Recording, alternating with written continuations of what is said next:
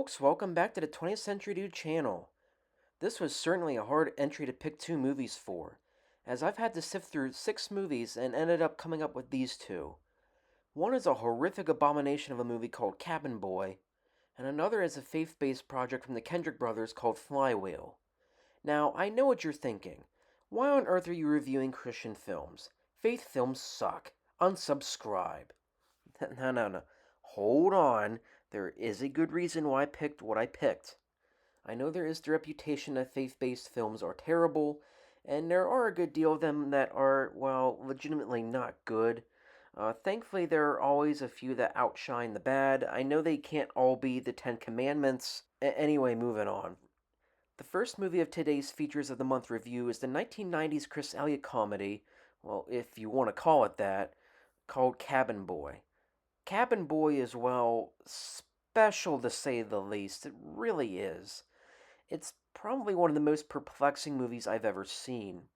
The story for Cabin Boy is about Chris Elliott, who plays a spoiled rich kid, who, after finishing his prestige fancy lad school, is supposed to run his father's business.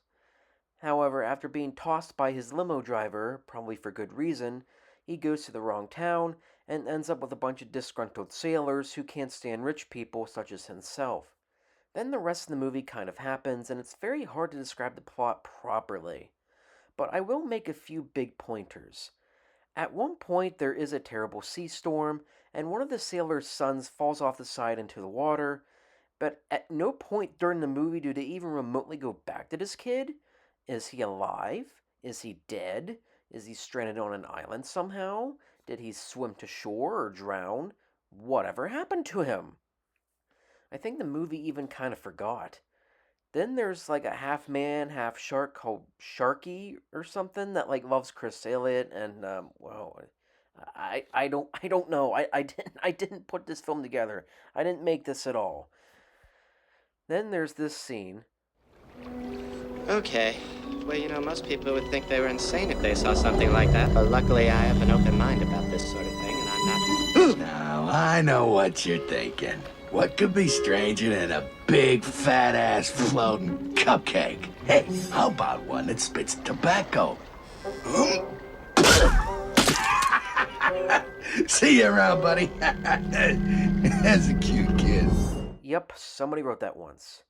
The movie also has an interesting commentary on manhood, if we want to call it a commentary.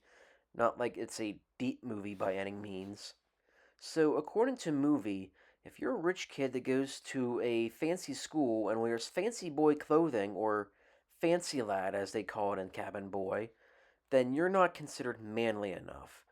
But if you work sailboats or do disgruntling hard work, or, make love to some blue Hindu woman or something, but then that's enough to consider you a man. I didn't write this film. I'm telling you what I got out of it. So yeah, that's Cabin Boy. This film obviously flopped back when it came out in 1994 and has been lambasted ever since as one of the worst comedies or attempted comedies ever made, although few consider it to be a cult classic. Clearly, those in that minority have been watching a completely different film.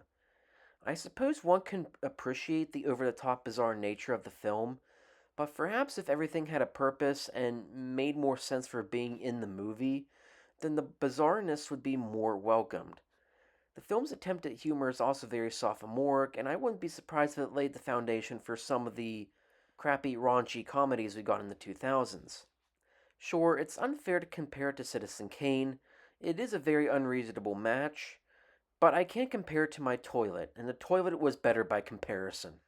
The last movie is the religious-based movie Flywheel, the first movie from the Kendrick brothers, who some people might remember from films such as Facing the Giants, Fireproof, Courageous, War Room, Overcomer, and most recently, The Forge.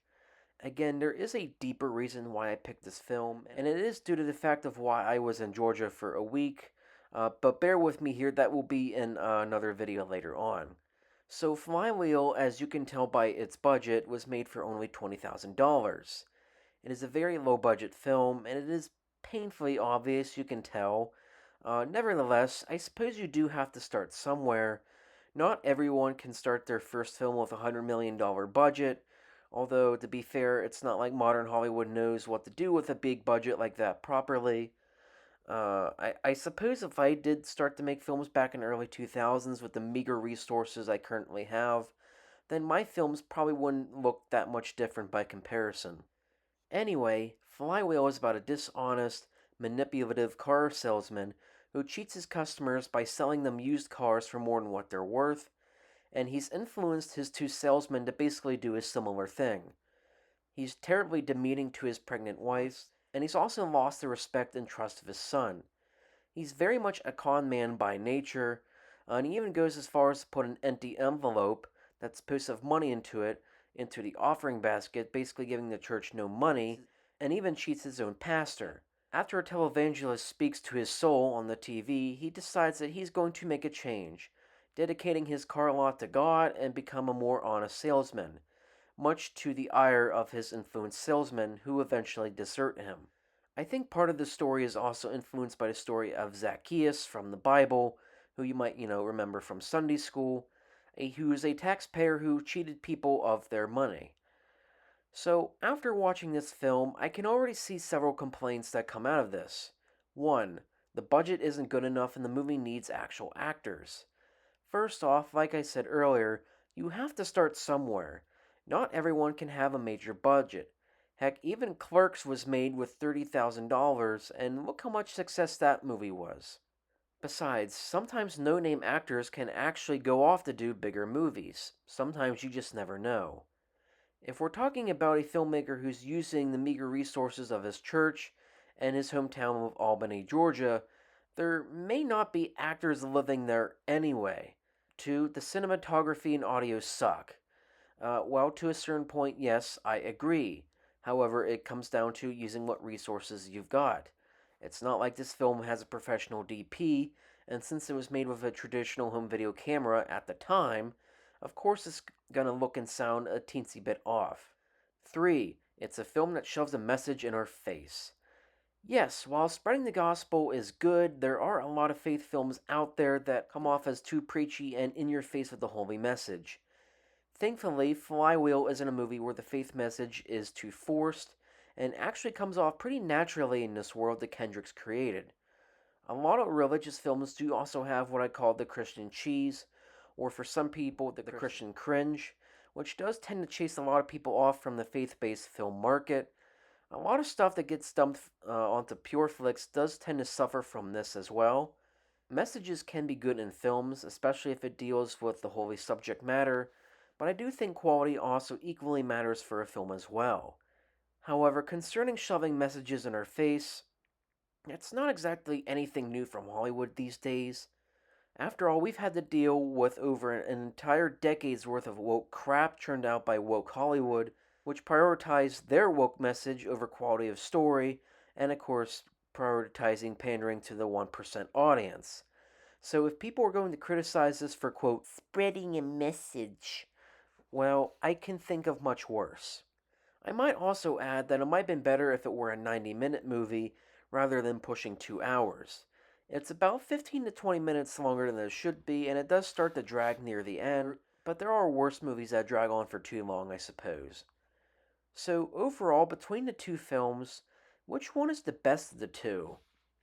Well, Cabin Boy is certainly beyond recommending. I would only encourage you to watch that if you were truly curious and want to be boggled out of your mind. In this case, I would say I'd recommend Flywheel since it's the better of the two. I'm guessing there's a DVD of this lying around somewhere, and if you don't find a DVD, you could probably rent or stream it somewhere online. It might even be available for free on YouTube. I'm not sure myself. Regardless, Flywheel is indeed the better of these two films, if we want to call Cabin Boy a film. Maybe it's because Flywheel felt a tad bit deeper and moving and cohesive in a way Cabin Boy just, well, wasn't. Anyway, that's all I have time for today. Thank you for tuning in to 20th Century Dude, and hope to catch you on the fly. See ya.